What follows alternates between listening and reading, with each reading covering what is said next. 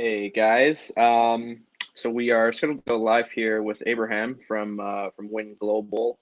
He's having some technical difficulties getting connected right now, so going to try to troubleshoot these really quick and hopefully get him up and running so we can have our chat here about freelance taxes and accounting. Yeah, bear with me just a second here while we try to troubleshoot and get this sorted out.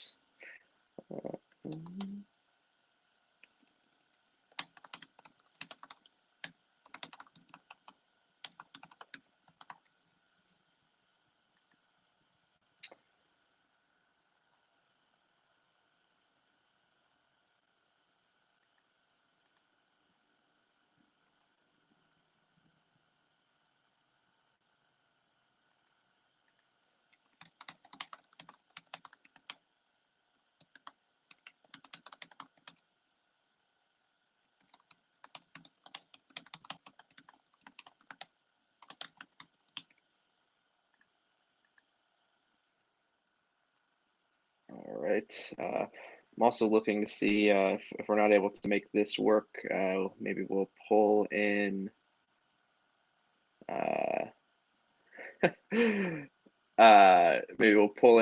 another guest that we had previously scheduled. He might be able to jump in at the last second. So we'll see what we can do here.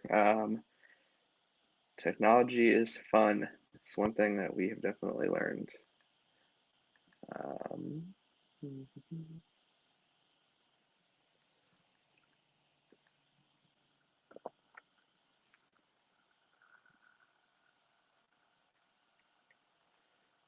Let's see here.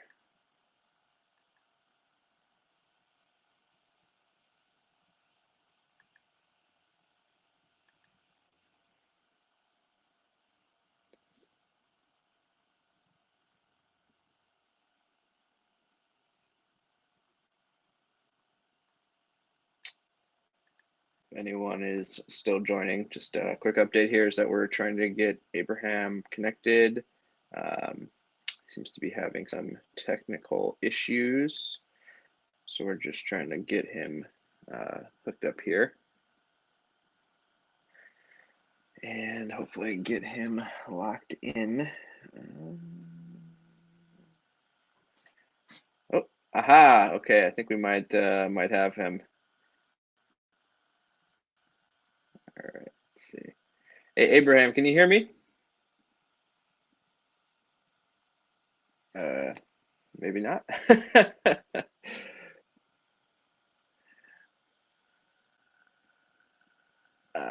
Shoot. Can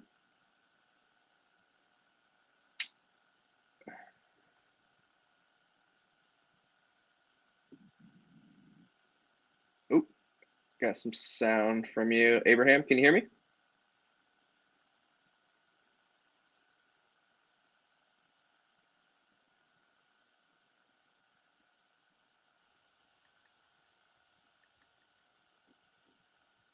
Hey there, Abraham, can you hear me?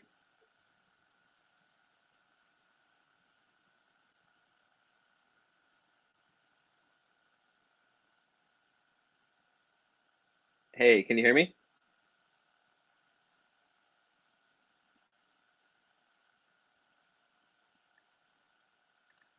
How about now? Oh, yes, you are very loud. Much, Can you hear me? Okay, let me turn it down. Okay, great. Hey, appreciate you sticking with us here. I know technical troubles Yeah, are always. I had to switch headsets a couple of times. Maybe this is an old one I have, so hopefully it's gonna stay with it. Well, like I said, I really appreciate your patience and all that. Trying to sort this out. Yeah, it seems like it's always a surprise with this kind of technology. So thank you. Yep, no problem. Cool. So Abraham, we are actually live right now. Since we were scheduled to start a little bit ago, I just jumped on to let everyone know that we're kind of troubleshooting. So just FYI, we've got folks on right now. So I guess without too much fanfare, maybe we'll just jump into it. So first of all, Abraham, thanks again for joining us. I know you run a firm called Whin Global, and you're focused on taxes and accounting for freelancers and digital nomads and expats. Can you just start by sharing a little bit about your background with everyone? Yes, my name is Abraham Ndongo. I am a certified public accountant at Whin Global. I've been a CPA for the last 11 years. So I'm based here in Columbus, Ohio. I do tax for mostly expats and freelance digital nomads and small businesses around, Columbus, Ohio, the state and overseas. Great. Yeah, and I know you and I connected because my partner Paul works with you, and he's normally a digital nomad in sort of normal times. Can we just start with sort of the most basic questions? I mean, obviously there's just so much that we could cover in terms of taxes and accounting, but I'd love to, one of the questions that we hear most often, or people are asking each other in our community, is about sort of the tax structure for like the average freelancer and sort of the idea of like forming an LLC, or do you need like a legal business entity? Or kind of what's the best way to go there? Can we start with that? Sure. So basically, most of the freelancers, like they are all mostly self-employed. Just to set the stage here, we are talking about freelancers. That's what they do, 100% full times. No employment work as an employer with a W-2. So a freelancer generally, they would like to get the accounting or taxes or everything done, their finances. But now the question is, should they incorporate or not? Right. So basically, doing it on your own first, start slow. That's the best way to do. And then when they get to a certain level, then they can start, incorporating or forming an LLC where they can, be legally protected.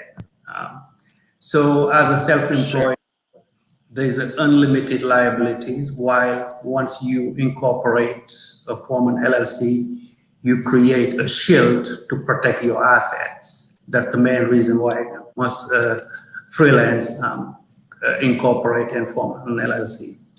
Right. Yeah. So that's a great point that I think maybe a lot of people don't necessarily think about or understand. Is that I know at least I think of like the LLC as primarily like a tax strategy, but there's really the legal element of it as well, which is that by having an LLC, you actually are protecting yourself as well, so that if something goes wrong or a client is unhappy or whatever, they can't go after your house and your car and your personal assets, right? That's correct. Yeah.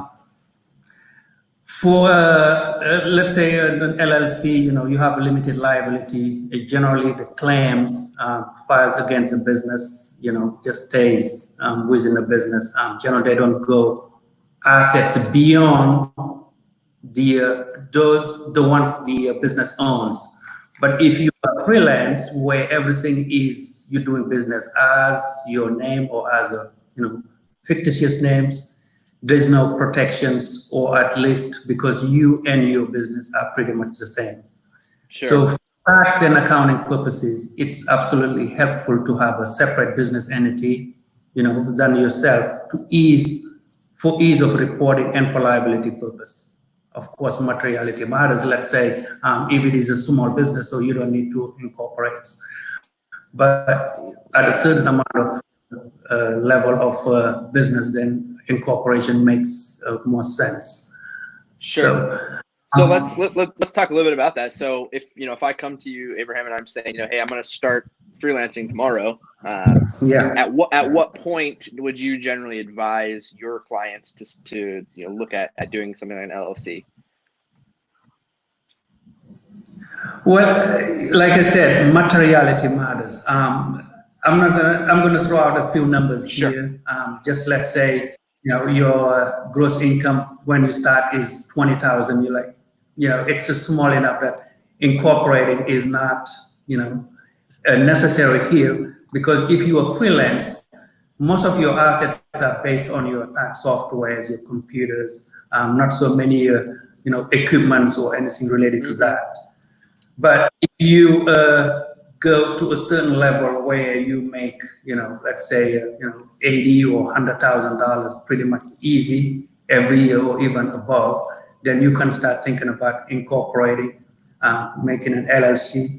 Forming an LLC at the state level, because and then from that point on, you can open a bank account, start your bookkeeping, segregate everything that is personal from the business, in order not to commingle the funds, where you can have a clear picture of what you are doing related to your business. Yeah. Pretty that much makes that. Yeah, pretty much that's.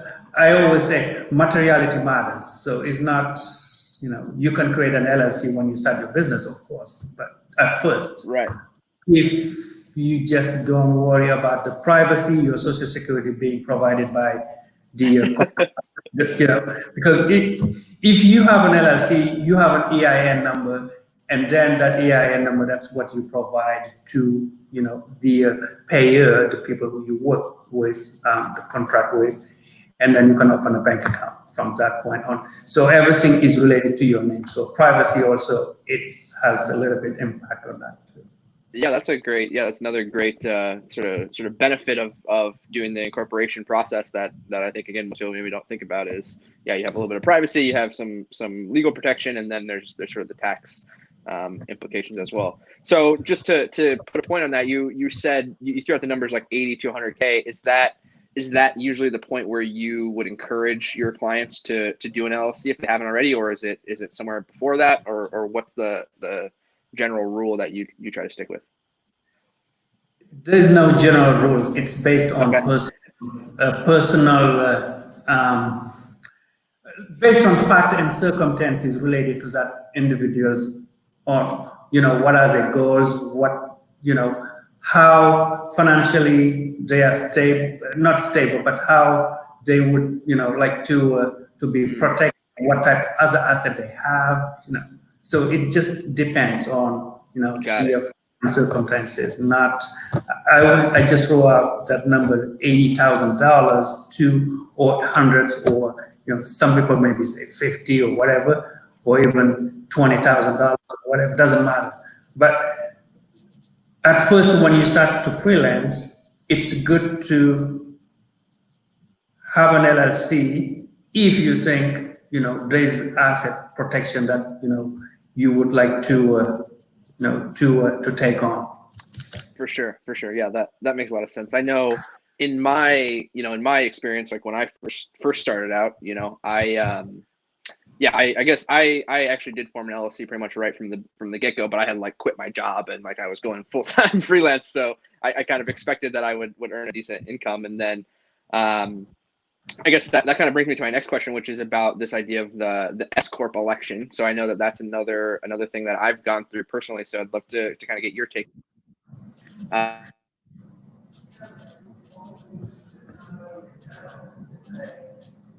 Did I lose you?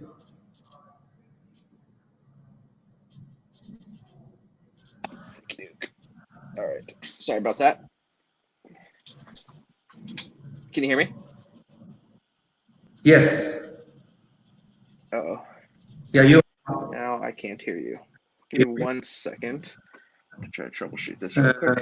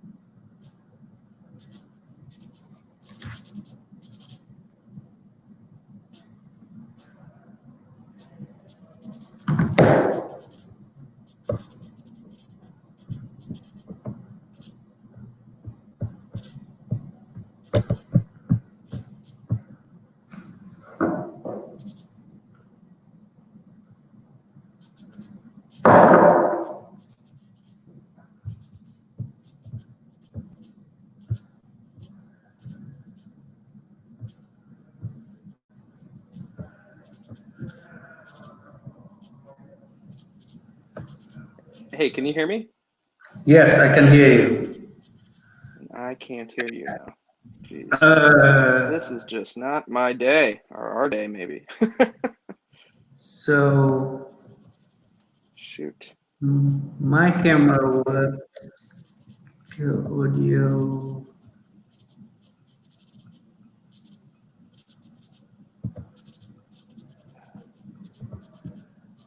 Can you hear me?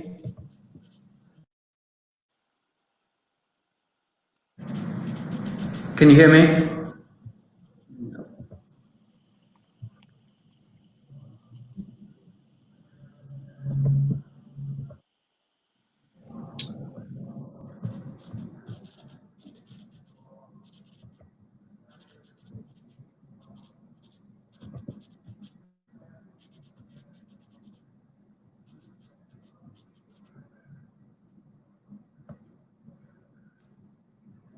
Well,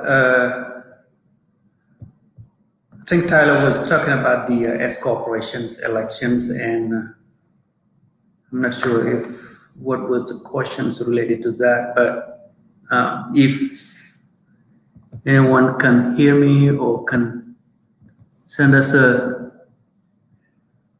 note in a chat comment to let us know if it is working out well, we can see.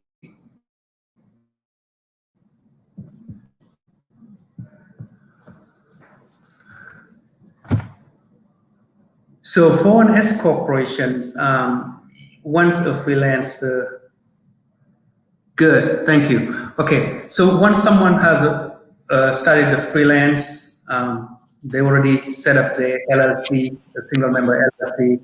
Hey, you back? Can you hear me? Yeah. Apologies. I had to switch to the backup plan here, which is the computer camera. I don't know what's going on with my phone. So thanks for hanging in there again. All right. If my sound is a little bit loud, let me know so I can turn it down a little bit. So you were talking about S corporations. I wasn't sure what was the questions on that. Yeah. So I guess maybe just starting at the beginning, like sort of maybe what is the S-Corp election in respect to sort of freelancers and the LLC, and how and when is it beneficial for folks? Yeah. So once you have your LLC, and let's say it's a single member LLC, by default, it's taxed as like a sole proprietor. And then, so you're subject to self-employment tax, which is at the employer level and employee level, 53%.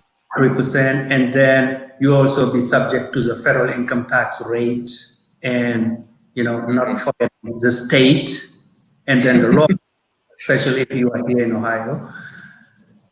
So at a certain level of income, and then based on your personal circumstances, sometimes it may make sense to elect the S corporation status for tax purposes. Okay, yes, the S corp status, it's not a legal entity; it just for tax purposes. Okay, sure. It has nothing to do with the legal liability or state formations.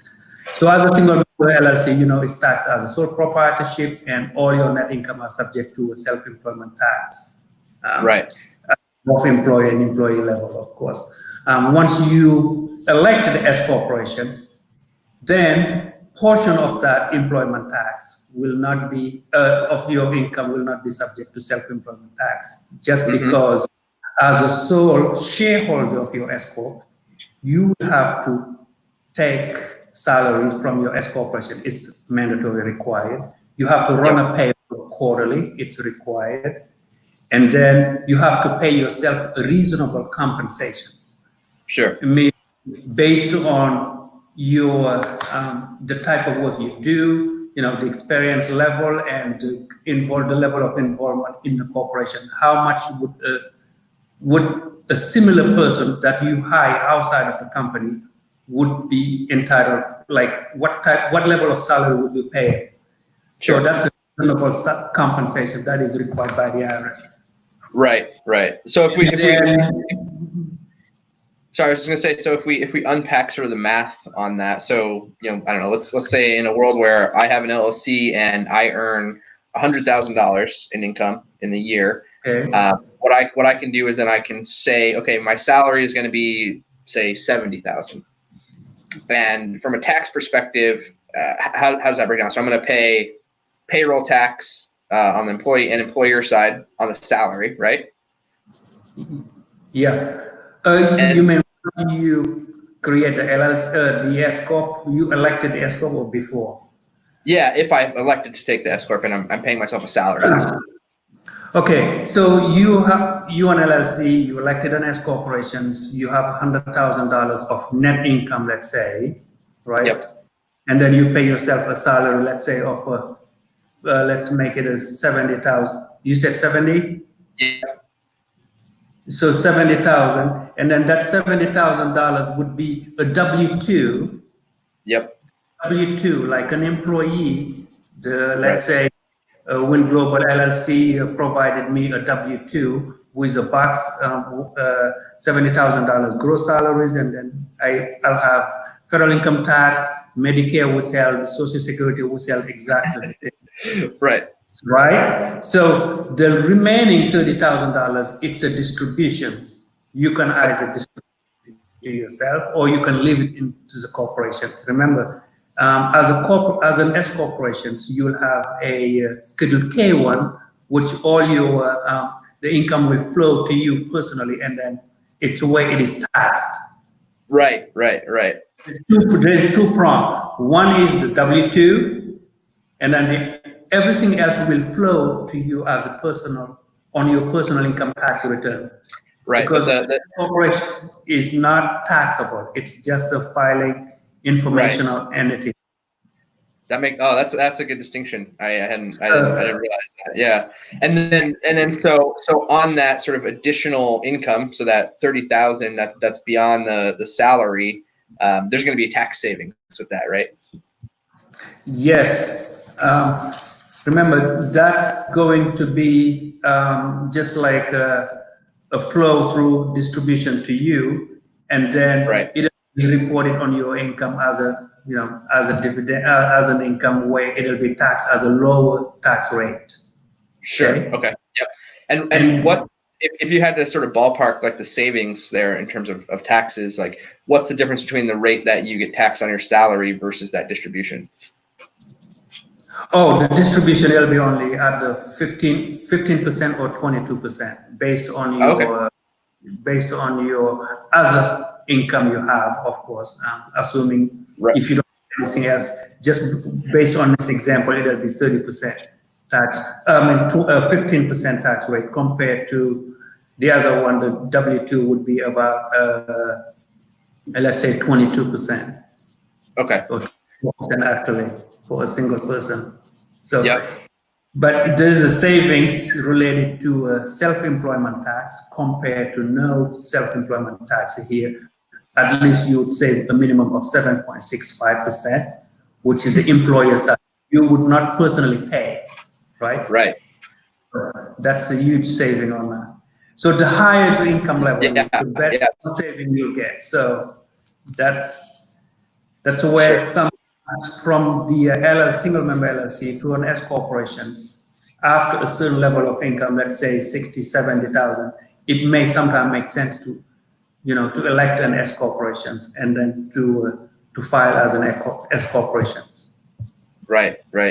Yeah, I think that was around in my experience, at least, that was around the threshold where I was around 60,000 in income was when it really started to make sense. And so, yeah, just to sort of put a point on what you're saying there. So right off the bat, you're going to save, sort of a minimum of 7% on that income. That's beyond whatever your salary, your W-2 salary is as a freelancer. Yes, and remember, all of those W-2, the wages are deductible on the corporate side too. So those are the wages expenses are deductible. The payroll tax employer sides are deductible on the corporate. So the remaining income will not be actually 30. It may be less than $30,000. So there's a more even saving on that. Yeah. Okay. That's great. So yeah, I guess just to kind of to wrap up this discussion and maybe we can move to the next thing.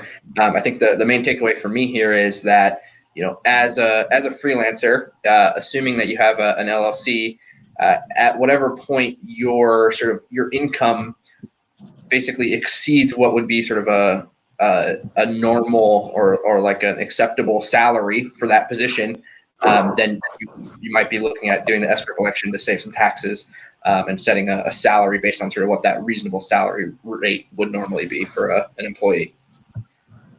Yeah, yeah, that's exactly.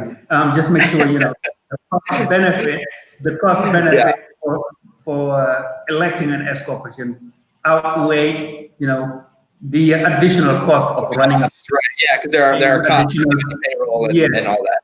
Yep. Yeah. That's a great point. Yeah. So yeah, that's great. Yeah. Well, thanks for working through that, because I know that this stuff is super complicated. I know even just like on a one-to-one basis, like talking to my own accountant, you know, it's like one of those questions where it's like, well, it depends, right? Everything depends on the very specific circumstances. So turning that into like a general recommendation is very challenging. So appreciate that.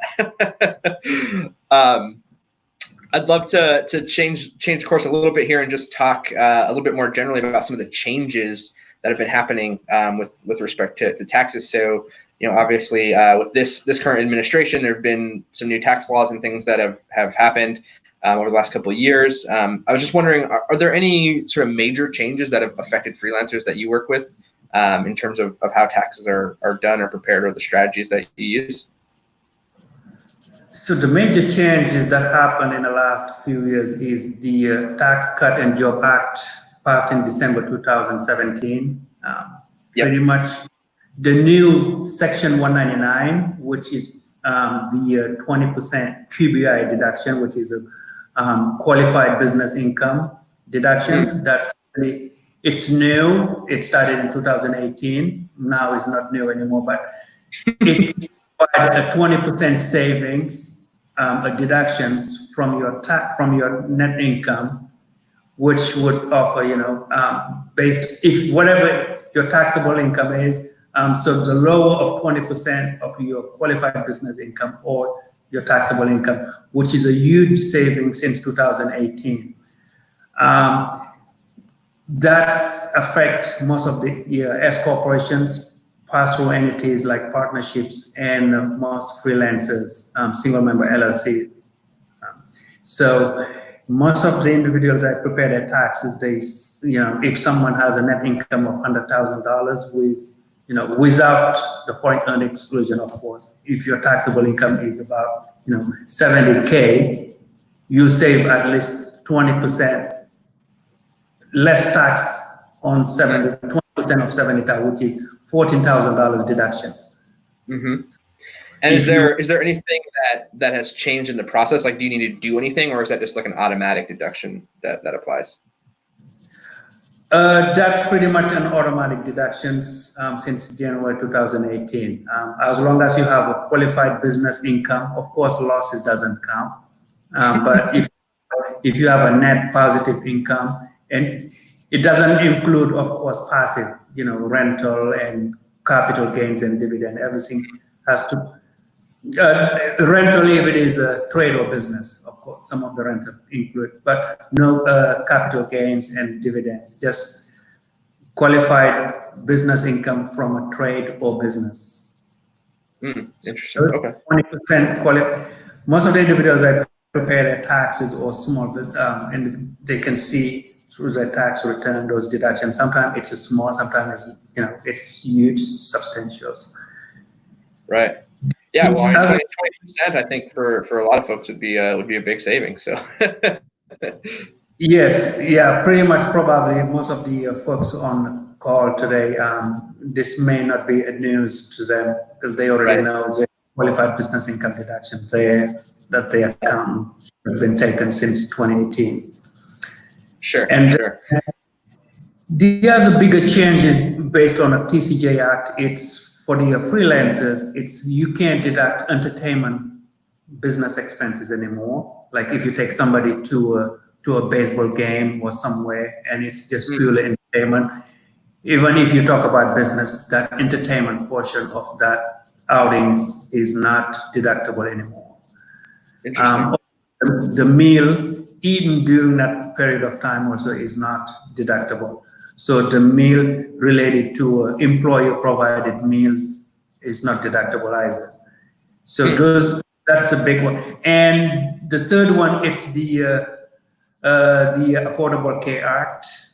They permanently repealed the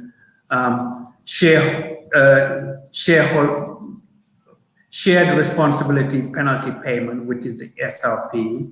Generally, most of my friends didn't, people who don't have a health insurance usually pay that penalty, but now it's a zero starting December 1st, 2019, which is a great,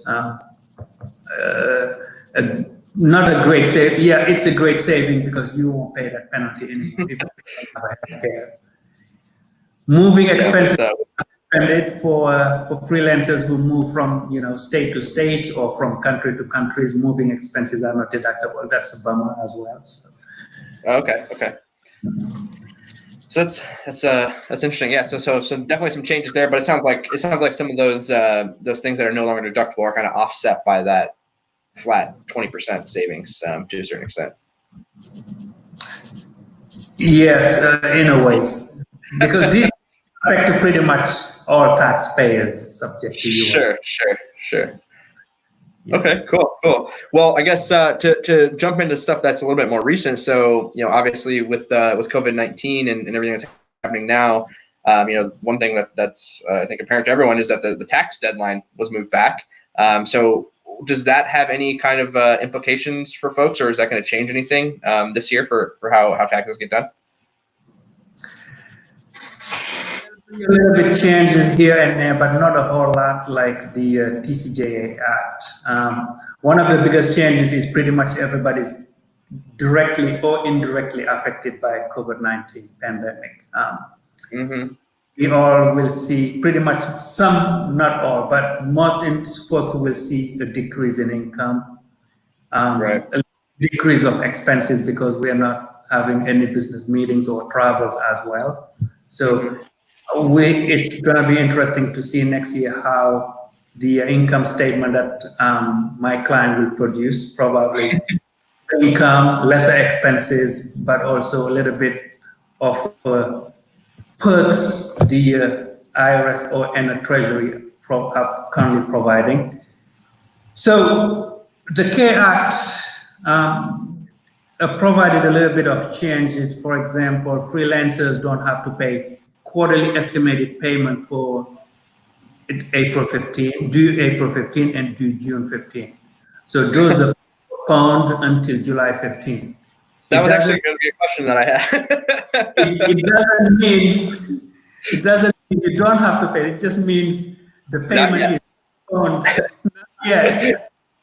So all right. So there you go. For everyone that's watching right now, if you haven't made your quarterly tax payment for April yet, you're off the hook for right now.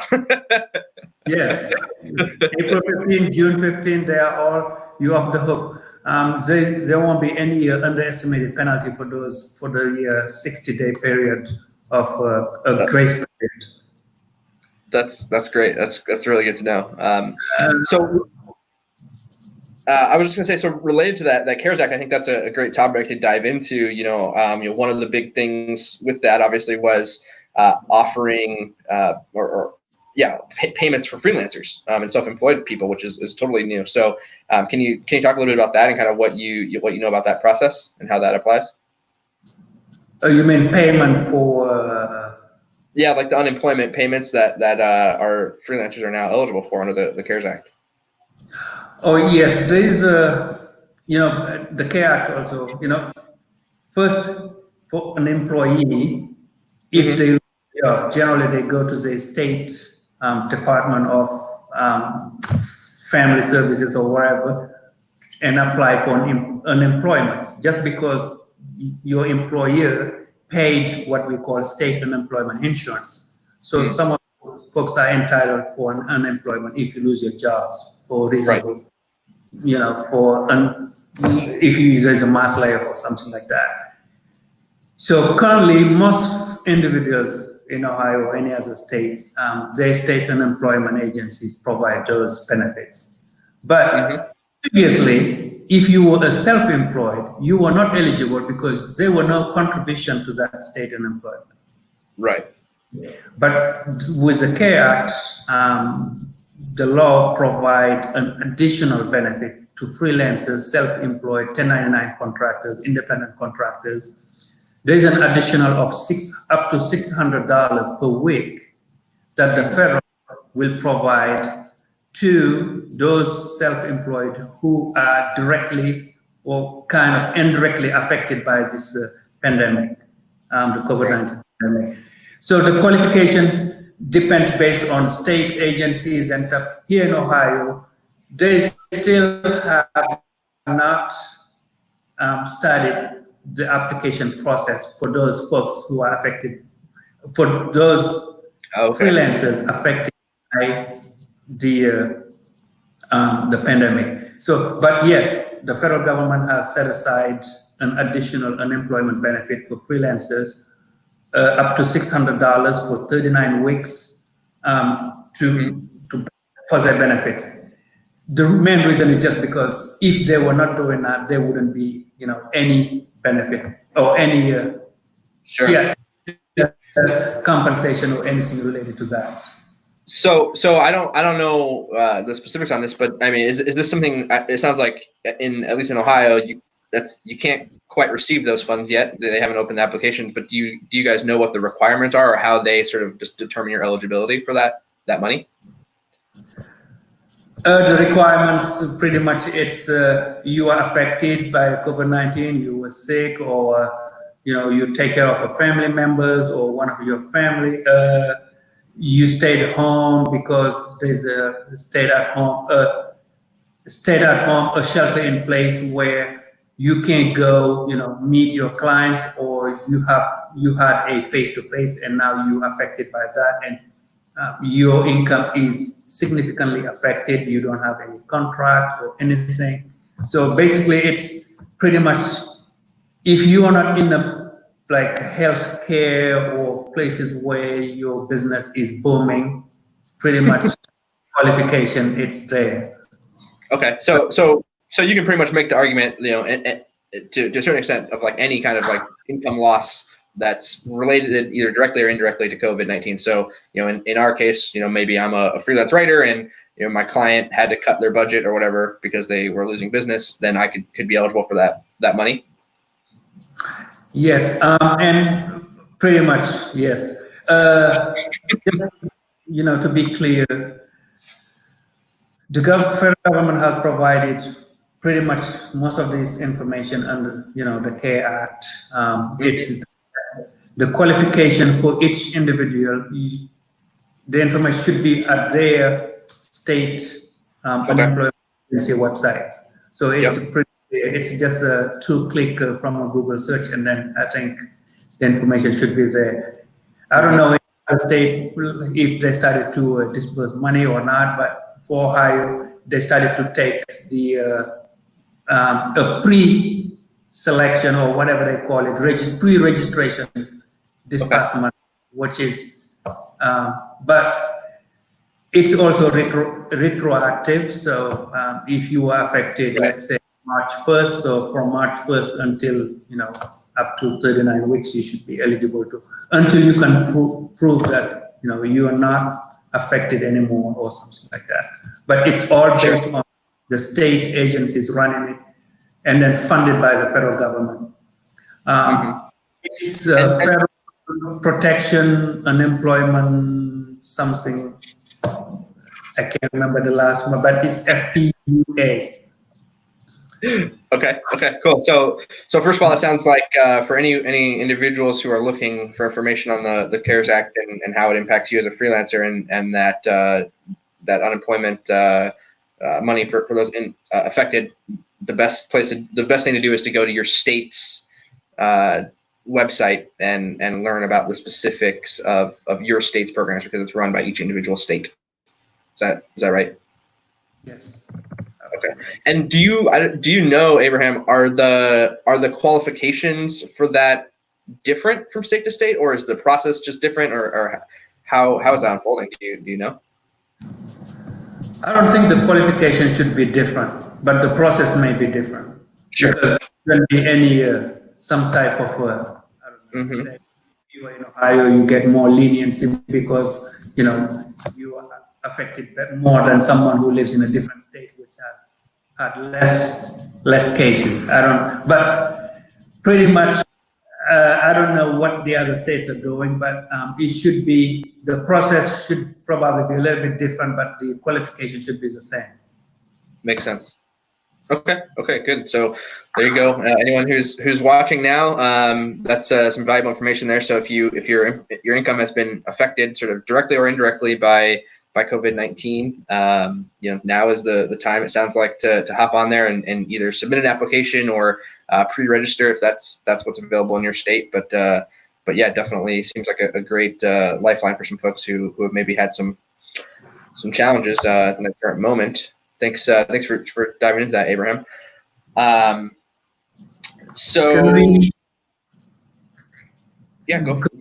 No, I was just going to say, related to the K Act, the benefits. What are the provisions of the K Act that affects, the freelancers and anybody else?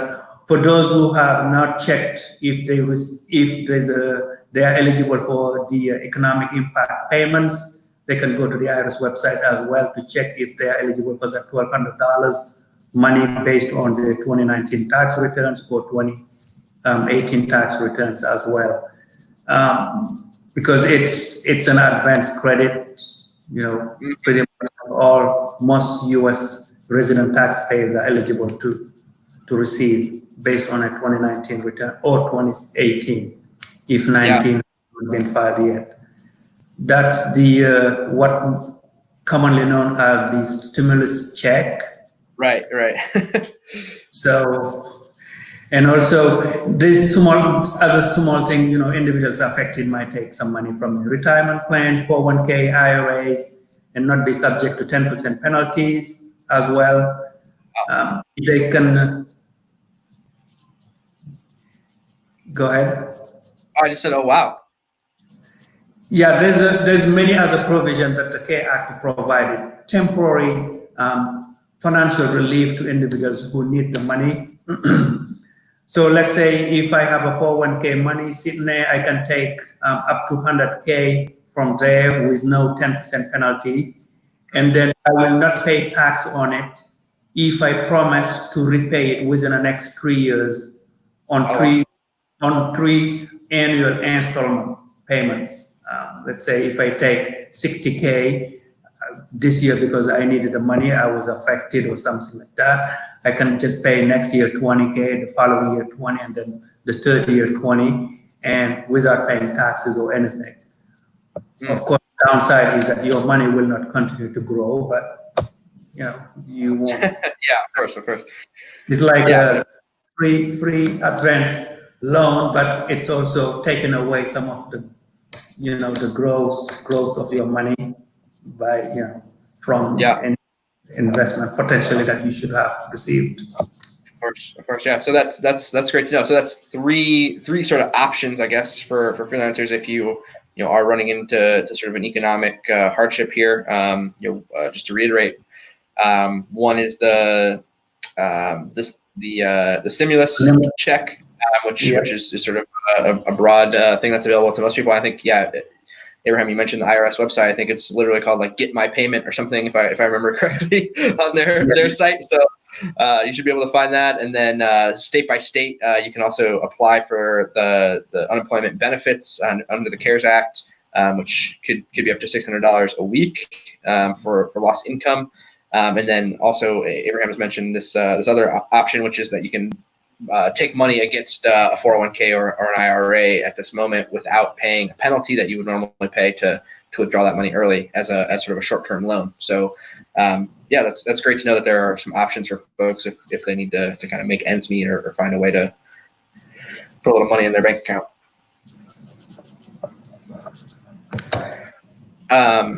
Great. Well, I want to pivot a little bit away from the CARES Act stuff and just talk a little bit more broadly about kind of accounting questions and accounting in general. One of the things that I think is a common question, and you started to sort of explain this a little bit, some of the recent changes to expenses for freelancers and how they sort of track and deduct those expenses, their business expenses. Maybe do you want to talk a little bit about sort of the mistakes or some of the expenses that either people forget about or aren't aware that they can take, that kind of thing? Sure. Freelancers are business owners, entrepreneurs, self-employed. So basically anything related to the execution of your business, as long as it is ordinary, necessary, documented, legal, you are entitled for deduction. Basically, I added one legal for just for purpose to be a little bit funny, because if you have a marijuana business and anything, you're not entitled for any deductions. But anyway, so the accounting of a freelancer is pretty simple nowadays. It was difficult earlier, like 10 years ago or 20 years ago, because there were no accounting softwares. There were no, use your iPhone or Samsung, phones and snap a picture and keep your receipts. But right. The most important part of everything is document. Mm-hmm. If you can't document, and 3 years later, a revenue agent asks, can you provide me something to substantiate your deduction you did 3 years ago? You're like, I don't know. So, right. But if you have a document somewhere on your, in the cloud somewhere, you can always pull those out and then show it. So my take on the accounting for freelancer is record keeping. A good record keeping, doesn't matter how you do it, just keep your records. The best way is always to take a snapshot of your receipt and upload it to the cloud. As long as you have store, you can, it's always there. And then you categorize them if you can. If not, use a simple spreadsheet, log it at least once a month, go back and say, what did I spend for the whole month? What are all my expenses? And put those down. That's record keeping. Keep your records, and then make it easier at the end of the year to provide an income statement to your accountant. Here, this is my gross income. This is my return. This is whatever. These are my expenses, all there. It's pretty straight. This is for a single member LLC. For an S-corporation, of course, it's more advanced because you already have a payroll and a bookkeeper. Your book should be reconciled pretty much at least quarterly. For the deductions for freelancers, generally, it's pretty much you look at what type of work you're doing. So let's say I'm a CPA, so I have a tax software I have a cloud-based website I use for my client based in India or China or wherever. I have a printer, I have not fax machine anymore, but I have a printer, a phone I have internet, I use my office. So those are the general business expenses. Typically, you can look at if you don't have this business, would you spend money on this? Yes, it would be perfect. But are you using it for business? Sure. What portion is for business? This 20%, 30%, take that 30% and deduct it. Even if you go to meet a client, or let's say you're based in Oregon or something, and then you travel to Ohio to meet a couple of prospect clients, it's for 3 days. You have to spend a night, of course, overnight travels for 3 days, and then you meet or something, and then you go back. The whole travel is business expenses. Right. If you have half a day of meeting family or visiting, that's not preventing you from taking the whole thing. But if you take 50% of your time for personal, then only 50% is for business. Right. Okay. Right. So the most You said something about Mr. Deductions. Yeah, I'd love to hear some of the stuff that you generally remind people about, or they don't realize is a deduction.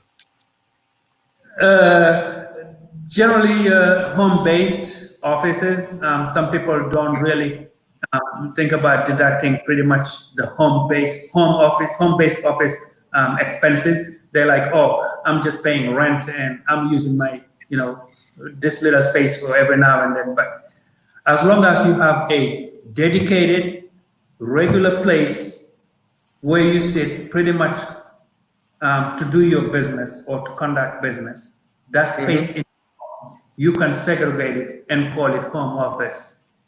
Okay. Then prorate your entire expenses to that space as a home office deductions. Wow. Now, the IRS offer what we call a safe harbor deductions.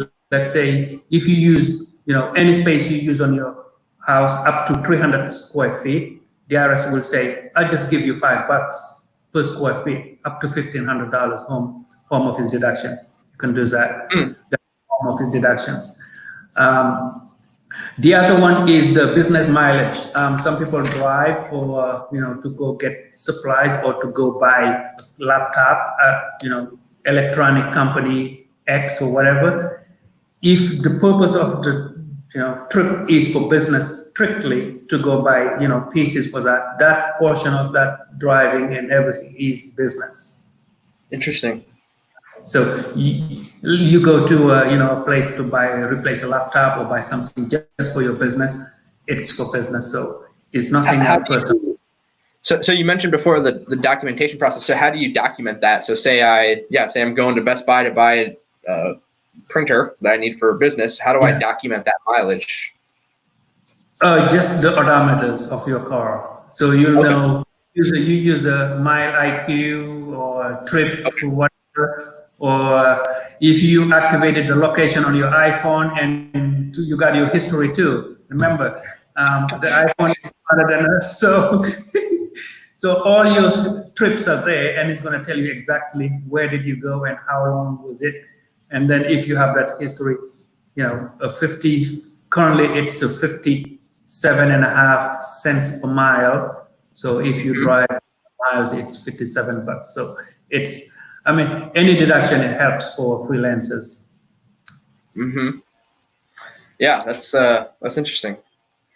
Great. Well, thanks for walking through that for us. I think that's one I know I've had many discussions with folks about deducting home office expenses and that kind of stuff. So I think it's definitely something to look into. I think a lot of folks forget about that or don't realize that it's something they can take advantage of.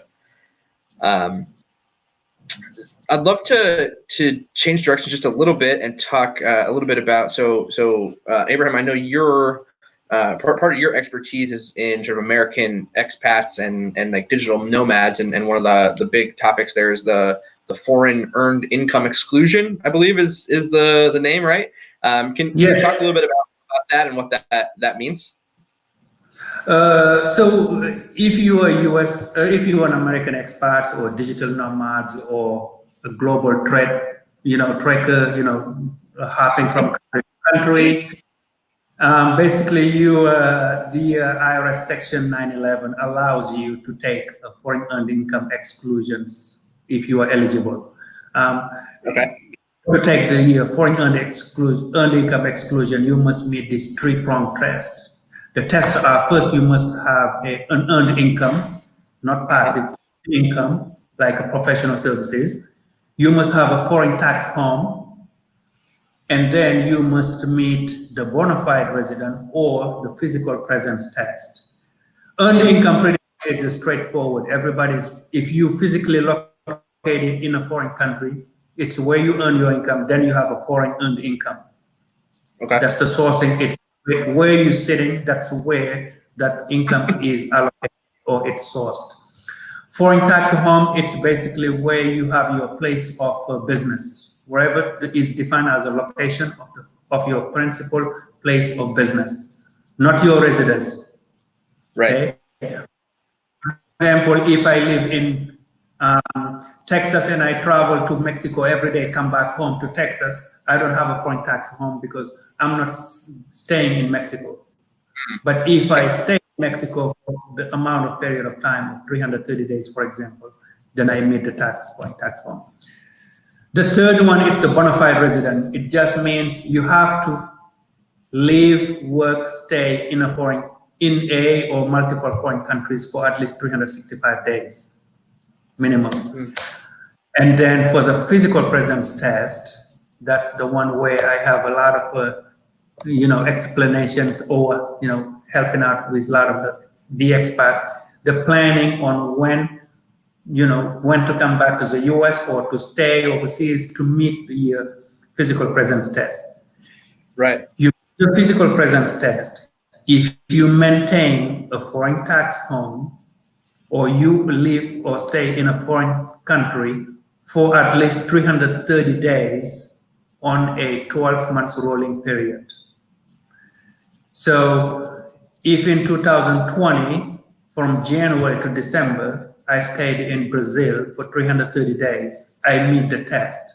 Regardless of the other 5 days, wherever I went, I was in US or outside, you meet the test, then you can take that foreign earned income exclusions. Interesting. So what does the... So basically 3 prong. Sorry, I cut you off. Go ahead. No, I was just saying the 3 prong test is foreign tax home, have a foreign earned income, and meet the bona fide residence or foreign physical presence test. Only those 3. And so what does the foreign earned income exclusion actually mean? Does that mean that you don't pay taxes in the US at all, or how does it work? So it means you can exclude up to currently $107,000 from your earned income, and that portion is not subject to federal income tax. Okay. If you are a freelancer, you are subject to self-employment tax. If, for example, you made $107,600 net, you can exclude that income and not pay a dime to the IRS, but you still have to pay that 15.3% Social Security and Medicare tax. Right. Okay. So most of my expats, freelancers, clients are subject to that 15.3%. Even though they make 100K or whatever, they don't pay $0. They pay $0 to the federal government, and they pay that SE tax, which with the COVID-19, you are allowed to not pay the employer portion until next year. So this is also a benefit for the COVID-19 pandemic, but we'll discuss that next year with my clients. So when we're ready to come 2.3% taxes. Yes, what does it do is that it allows people not to be taxed on up to $107,000 and 600. 107 for 2020. So interesting. Okay. So I was going to ask if you have to file a return, but I'm guessing that the answer is probably yes. Yes. FEI is an elections. If you don't elect, you don't pay, right? It's like for self-employment folks, there's only $400 of net income you are required to file. That's the minimum filing threshold, $400 of net self-employment income. Okay. If you made $100,000 and you do not take the FEI, your income is $100,000. Right. Meet the filing threshold, and the statute of limitation will not start if there is no tax return filed. So the IRS can come back later, even 10 years later, say, hey, where's your tax? You said, I don't owe anything. They're like, I don't see your tax return. So it's an election. You have to elect to file and report your income in order to get that benefit. Got it. Okay. Yeah, that's important. That's good to know. And what about state taxes? Do those apply? Yes, they do. If you're a freelancer and you live, for example, in California, and you go digital nomad for different countries, yes, you are required to file a state tax returns if you are still considered a state tax resident. Remember, we have 50 states, and each state has their own rules and regulations for determining who is a tax resident and who is not. Some states are more lenient than others. So you can live, it's all depends on fact and circumstances, whether or not you are still a tax resident while you are in Hong Kong or in, Australia or wherever. It depends on fact and circumstances. Do you still maintain a house in California? Is your family still there? Do you still have a driver's license, a bank? How often do you come back? Are your stuff in storage? So there are fact and circumstances. But if you are just, you are, for example, someone who say, okay, I'm leaving, I'm not coming back. You go to Australia, buy a house, get married. So pretty much it settles it, right? Because you already, established a new domiciles.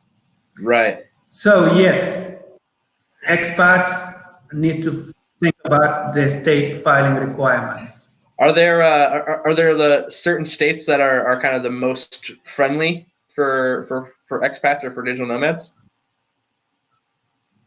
If the state doesn't have income tax like Texas, Florida. Oh yeah, I guess that makes it easy. It doesn't make it easier, but for other states, let's say Ohio, if you leave Ohio, and depending on how, so if you were, for example, just a digital nomad, okay, you planning on coming back, you have your rental, you didn't break the lease, definitely you're still going to be a state resident. But Tyler, remember, some of the states also don't follow the federal rules. They don't allow the FEI or the foreign tax credit. So California doesn't allow that. Ohio allows it. Pennsylvania doesn't allow it. Other states, New York allows it. If you're a resident, you can exclude some of the income under FEI for Ohio. But for California, no, you have to add it back and pay tax. So there's a planning strategies there where you need to think about, okay, should I keep my residency or not? Right. Yeah, that's a good point. It's like, yeah, there's a lot of planning and strategy, like you said, that goes into that process and sort of getting yourself set up in the best possible scenario. Cool. Well, Abraham, I've got some more questions here, but I want to be cognizant of our time. I know we're over the hour here. Do you have a couple more minutes to keep chatting, or do you need to jump off? Sure. Let's keep rolling. Okay. Great. Thank you. I appreciate your time. Cool. So I guess let's see, a couple other questions related to kind of the digital nomad stuff. Well, so are digital nomads or expats, are these folks, are they able to contribute to like retirement savings? So like an IRA or a 401k, etc.? So I'm not a financial advisor or or an investment advisor here. Just talking in capacity of as a CPA, just for the tax portion of those retirement plans. So traditional IRAs or Roth IRA, you can contribute to it if you have earned income, which is a taxable wages, and you do not, and you meet, of course, the the eligibility requirement related to your income for Roth IRA. For 2020, individual taxpayer can contribute up to $6,000. Of course, limited to your earned income. Okay. For if I have an earned income of $5,000, I can't contribute $6,000. It has to be $5,000, right? So it's limited. For expats, if they take the foreign earned income exclusions, it means that they don't have, but if they exclude 100% of the earned income, right? So the adjusted gross income or taxable income is zero. Therefore, they can't contribute to any of those IRA or Roth IRA. Okay. But if you, let's say if someone make 107,000, 107.6 and exclude percent, nothing. But if you make 112 and you exclude 107.6, then you still have a little bit left. You can use that amount to contribute.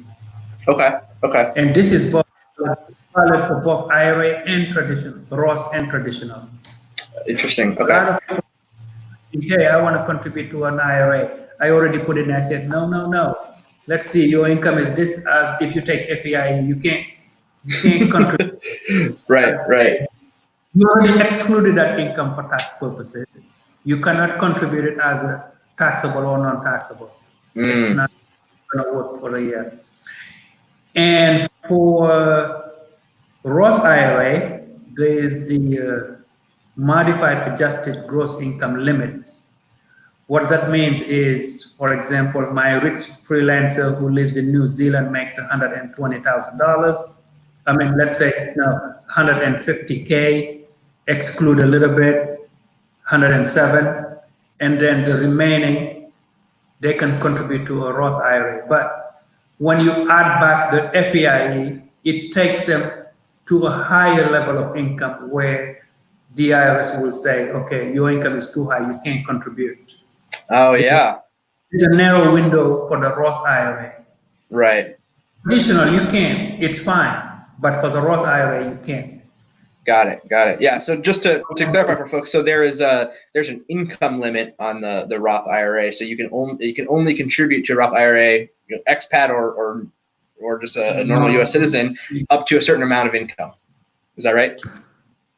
Yes. For 2020, it's between 122 to 137 or something like that. It's right. Much. Okay. So if I'm a freelancer and I once you hit the 137 mark, then you. Sorry, I think we're on a little bit of a time delay here. Yeah, I can hear you. What were you saying? I was just clarifying that as a freelancer, if you earn above that limit, then you can no longer contribute to that Roth IRA. So just to clarify for anyone who may not be familiar with those rules. Yep. Great. Cool. Well, that's I mean, sounds like a lot of numbers there that will definitely make most people's heads spin, and I think that is probably why people come to you to get help sorting out all those numbers, and especially layering in the digital nomad stuff that just it becomes extremely complicated really quickly. Yes, there's a lot of coordinations and just a planning strategy related to whatever they want to do based on their objective. So if you want to contribute to IRA this year or next year, or you want to roll over your 401k you had before you went on your own, will it prevent you from contributing to a Roth IRA or not? Should I do traditional or non-deductible traditional IRA? So there's a lot of coordination there too. So both between the Roth and traditional as well. Totally. Yeah, that makes sense.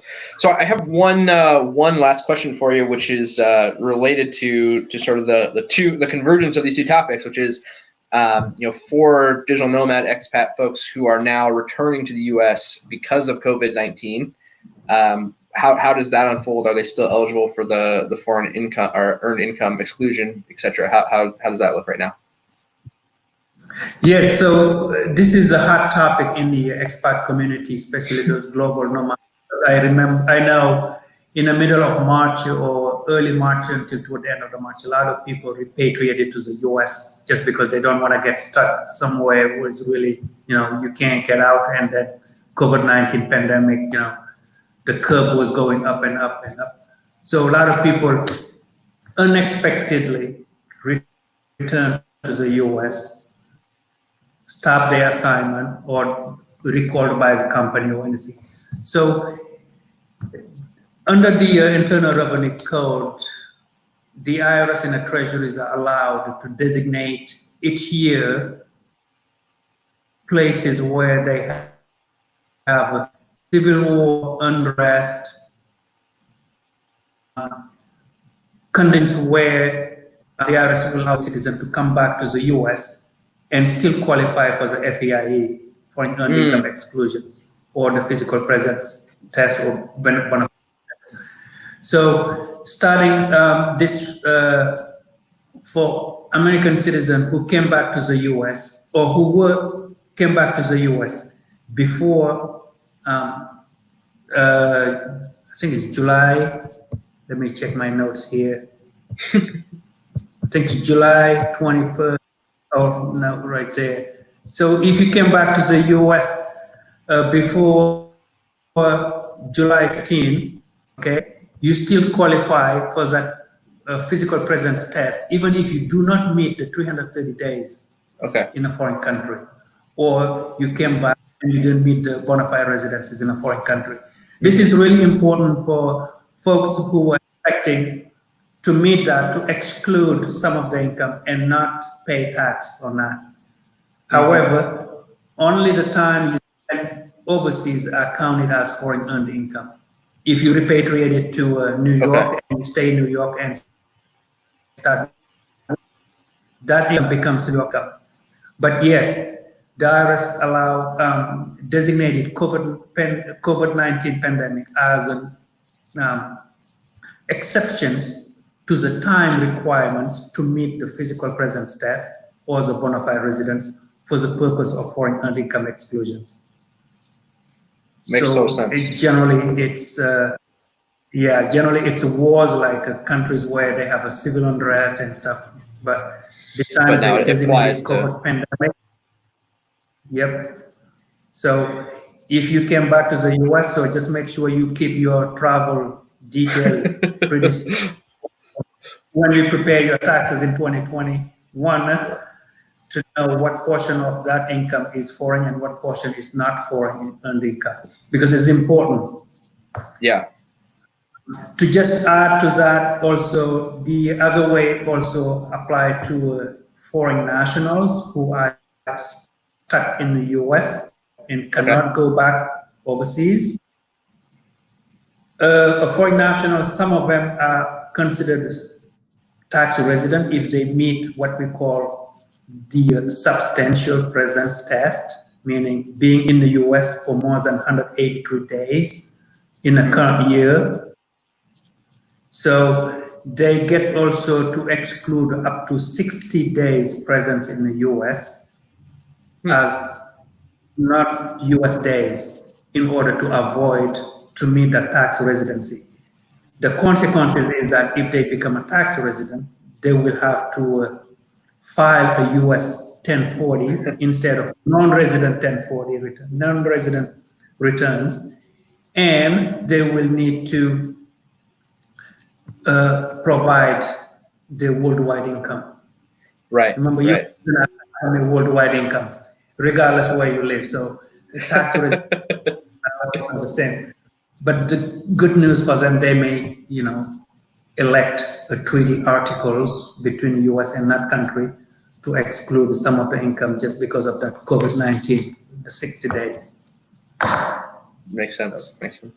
Okay, well, I will just say that I am glad that we have folks like you who get to sort all that out, because it seems way above my pay grade. So thank you for walking us through that, and I'm sure your clients are very thankful to have you helping them, especially at this current moment and all the craziness that's happening. Well, I think that'll be all the questions for today. So, everyone, I just want to say again, thank you so much for spending time with us. Thank you also for your patience in dealing with the multiple technical difficulties that we had today. But yeah, really, really appreciate your persistence and your patience with us.